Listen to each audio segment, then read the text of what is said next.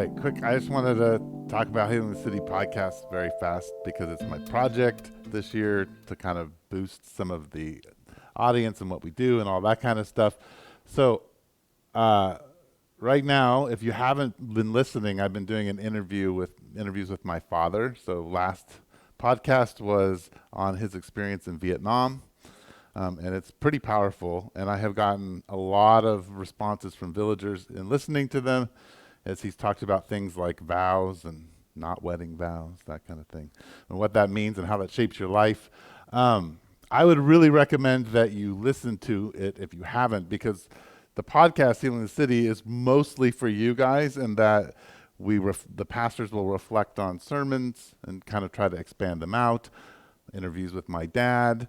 I'll be taking a break for June and July when I leave, but I'm going to do a series with my mother afterwards that we're going to lay out. So kind of just documenting their wisdom and offering that. But I could use your help. So here's a little part that I could use your help with. And I know it's a little difficult, but if you listen to it on Apple or if you listen to it on Spotify, take the little bit of time to log in and actually put a review on it. It would be really helpful, because when you do that, it bumps us in the search engines and allows us to have a larger audience. So rate the podcast, share the podcast, be my little promotion crew. So I'm asking you, you want a little bit of a ministry. Here's 2 easy ministries you can do. Number 1, listen to Village Music and make us a few pennies. Number 2, share the podcast and rate it on Spotify. Spotify or Apple are the 2 big ones. So it's Apple's in Apple's podcast app. So it's right where you listen to it. You can rate it and give it a review. All right. So cool. That's all I have to share about that. So listen.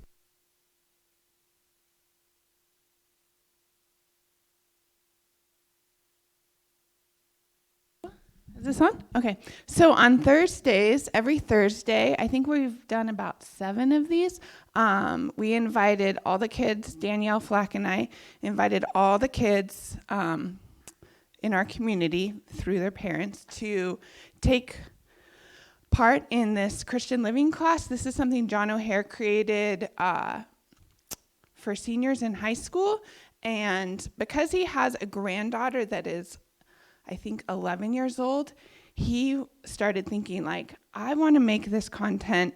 I could make this content, even though he created it for high schoolers, make it available to a younger crowd, which has had challenges, but he's done an amazing job. His wife is right up there with him. And so we have a good crew from our community that are coming here. There's 15 kids altogether, and also people that aren't a part of our community. Some from believing families, some from not. So it's been really fun.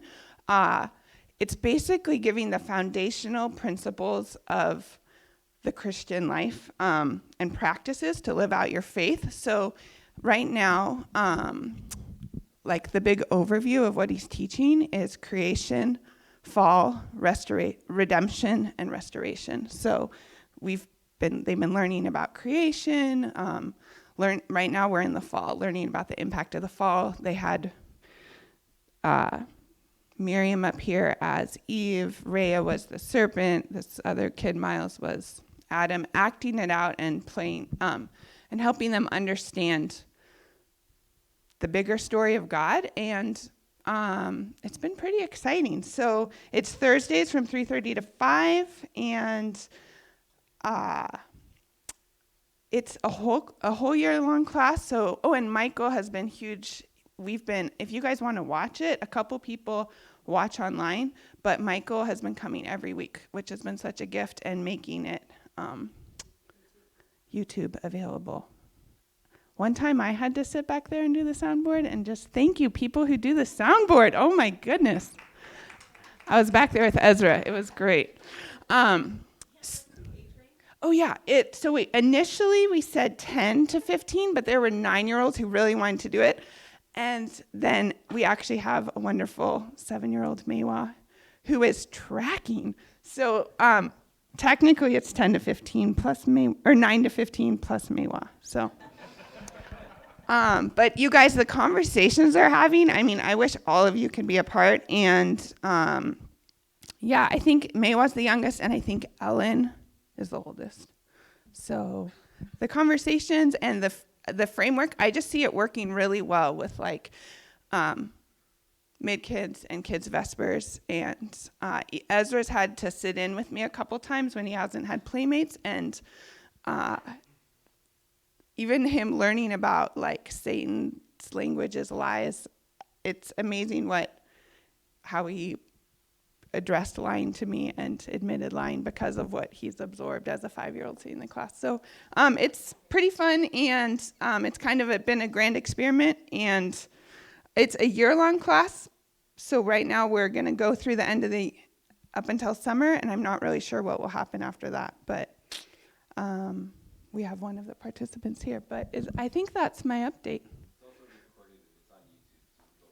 Yeah, so watch it. The very first one, we didn't have Susie mic'd, so the sound was like medium. So persevere to the second one. Don't.